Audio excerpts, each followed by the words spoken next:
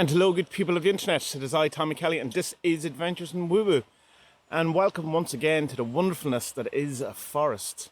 Eo Pan, indeed.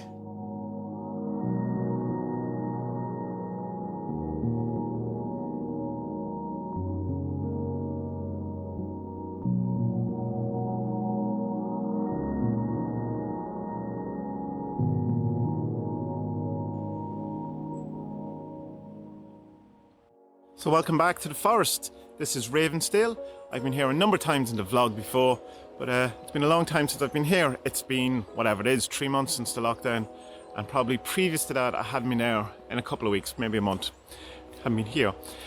So yeah, it's wonderful to be back in the forest. The forest has become such a huge part of my life over the last year. I spent a long time last summer and did a number of vlogs from different forests around the country, well, mostly in the northeast of Ireland. Just trying to get in touch with the kind of earth-based physicality of the world, because I had kind of dismissed an awful lot of the kind of earth-based stuff because of kind of a blanket sweeping away of a Wicca kind of influence that I just didn't really enjoy. And so any kind of the earth-based physical reality kind of stuff and get in touch with Mother Earth and all that, I just wasn't into it. But last year I started really feeling a calling, if you want, for that. And I started really wanting to get in touch with that, and I found it hugely healing, and the whole thing really resonated with me. And the whole idea of forest bathing, I suppose, which is you spend some time in the forest and it kind of clears your energy, which has some scientific validity going by the kind of studies that are coming out about it. But you can even tell walking through a forest does something to you physically and energetically if you want to go that far. But yeah, it's just wonderful to be out here and to be surrounded by the kind of the realness of the world, because we have a thing in magic, the occult, spirituality, whatever it is we want to call it, where this notion of all of this is an illusion or Maya or any of these words that we use to describe the kind of wanting to wake up from the matrix and to a real life or whatever, which has become quite prevalent in people's thinking, or it's become very revealed to me at least in people's thinking how much they feel that the world isn't real, or it's that things have been done to them, that there's an elite, there's some sort of plan against them. And it seems very religious to me, even in the most ardent kind of skeptical claiming conspiracy theorists or whatever, that there still seems a religious kind of outlook in life, that there's the bad kind of satanic character, the elite, the New World Order, whatever it is, who are controlling and trying to keep us away from God, in a sense, particularly in things like the flat earth, or where ultimately it's that we're being kept away from, knowing that we are God's children, which is what the ultimate thing of flat earth is. Or even like the anti-vaccine stuff, which is mistrust of science, which is a very kind of religious kind of thing in many ways. And the people who are, an awful lot of the people involved in the anti-vaccine seem to have a religious outlook. Anyway, I'm not going to talk too much about conspiracies because I've become very intolerant of it, and perhaps I will go back to it at some stage and become more interested in it again the way I used to be.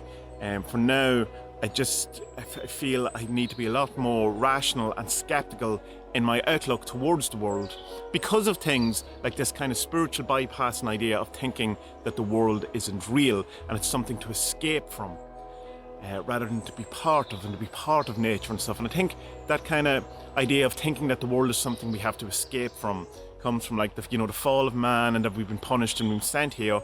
So we have this huge kind of Judeo-Christian kind of view on existence here, which I don't think is helpful, and I don't think it's worthwhile, and I think it's causing an awful lot of misery and an awful lot of problems on a global scale. And you can see that an awful lot of the world leaders and stuff have this kind of idea in the background. And I didn't realise how much, particularly in the West, we have this kind of outlook, which is very much an apocalyptic Judeo-Christian kind of worldview of needing to escape this reality.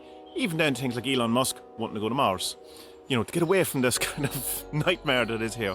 And we do this, I think, coming from this kind of idea of that this isn't real, this isn't our real home. Our real home is in heaven, or our real home is when we unplug from the matrix, or whatever it is that we've decided we want to avoid being here, or that it's not real. And kind of getting in touch with forests, and there's a wonderful tree just there that is so full of energy and stuff. A guy walking his dog. Can never get away from people. We started again a whole year later, I'm still around people.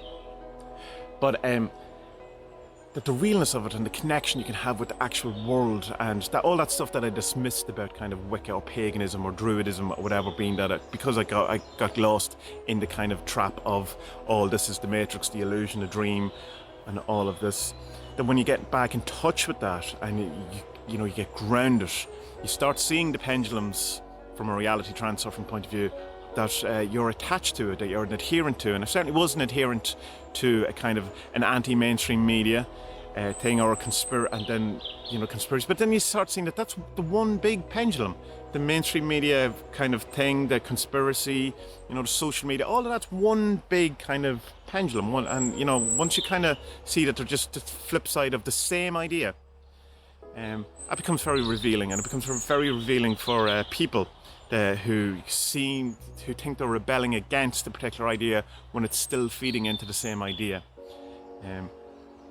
And one way out of that kind of pendulum of all that is to retouch or become back in with the real world. And for me, going to a forest certainly does that. And, just bathing in it and just seeing it as real, not trying to go, this is something I need to escape from, this is something wonderful, this is something beautiful, this is a brilliant place. And the whole positivity, and I've talked about this before, I suppose, in the Corona Diary stuff, positivity that I'm trying to cultivate is not a negation or a kind of ignoring or pretending that the darkness doesn't exist. It's looking at the darkness, seeing it exists, and just saying, not today, brother. I'm looking the other direction. I'm looking towards the light. And it's a harder position to take. It's not an easier position to take, which people think it is.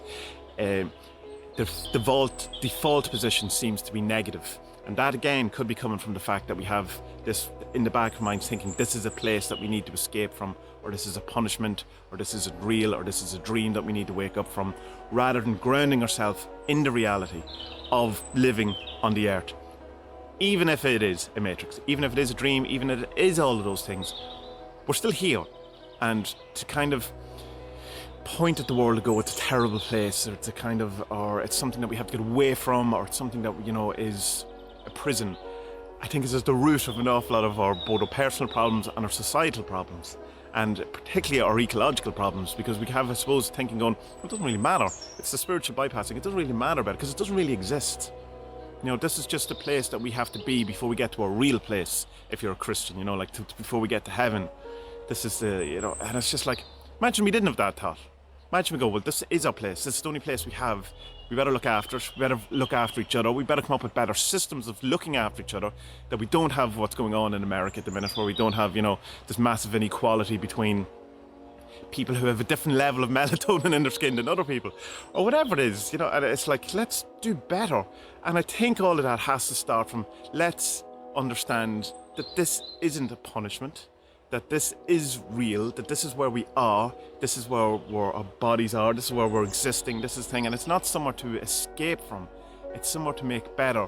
It's like to bring the heaven to the earth, all that kind of idea of make this the wonderful place, so that, we have the utopia here, rather than waiting for some time in the future that may, we may get there or we may not. Let's just try to do better.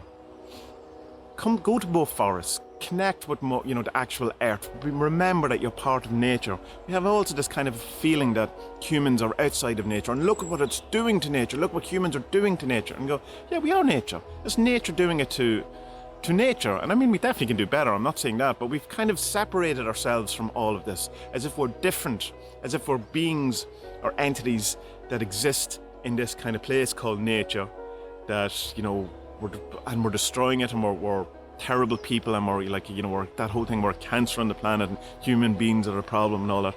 All of that comes from this pendulum, I believe, that this is where we're meant to be.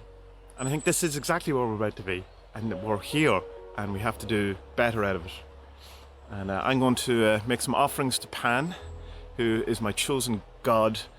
And he's a wonderful man, and he's teaching me so much. And it's like, it's only when it happens that I realise the whole music thing has just been wonderful. And that's definitely a Pan influence. I need to go to this tree because it's definitely calling me. And I'm going to maybe chant some EO Pans about the place. So, yeah, what am I saying? Delighted to be back in the forest, to retouch with and ground myself in the reality of the material world, rather than constantly trying to get out of it. And see it as something that has to be overcome rather than walked into. And I invite you to do the same if it's something that resonates with you. If it doesn't, do your thing. As always, who am I? I could be completely wrong in all this, and this is the Matrix that we all have to, like Neo, or maybe like Cypher, need to get plugged back into. But that's how it feels for me right now, in that an awful lot of the problems, and the thing that was revealed the most to me over the lockdown, one of the things, but the major thing that's in my mind at the minute is this sense of thinking we need to get out of here. There's people holding us here, punishing us, whatever, that it's the whole Satan, God thing still going on in the back of our minds. And I think when we get out of that kind of Judeo-Christian, particularly in the West, kind of mindset, I think we might make an awful lot more progress, personally, societally, and globally. That's where I'm at the minute. Good people of the internet, may your day be full of wonderfulness. May you hug a tree.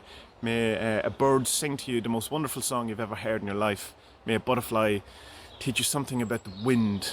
Who knows? May our best days be ahead, and be well.